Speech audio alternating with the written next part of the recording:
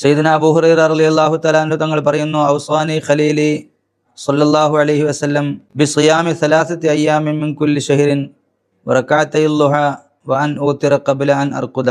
3 കാര്യങ്ങൾ എൻ്റെ ഉറ്റമിത്രമായ മുത്ത് റസൂലുള്ളാഹി സ്വല്ലല്ലാഹു അലൈഹി വസല്ലം തങ്ങൾ എന്നോട് വസിയ്യത്ത് ചെയ്തു. അതിലൊന്ന്, ഒരു മാസത്തിൽ 3 നോമ്പെങ്കിലും നിൽക്കുക. അതേപോലെ എല്ലാ ദിവസവും ളുഹാ നിസ്കരിക്കുക. ഉറങ്ങുന്നതിന് മുമ്പായി വിത്ർ നിസ്കരിക്കുക. ളുഹാ നിസ്കാരം എന്നത് വളരെയേറെ പവിത്രതയുള്ള പുണ്യകർമ്മമാണ്. ളുഹാ നിസ്കാരം പതിവാക്കുന്നവർക്ക് ഒരുപാട് ഗുണങ്ങൾ വാഗ്ദത്തം ചെയ്യപ്പെട്ടിട്ടുണ്ട്. സ്വർഗത്തിലെ 8 കവാടങ്ങളിൽ ഒരു കവാടം തന്നെ ബാബുൽ ളുഹ എന്ന പേരിലാണ് അറിയപ്പെടുന്നത്.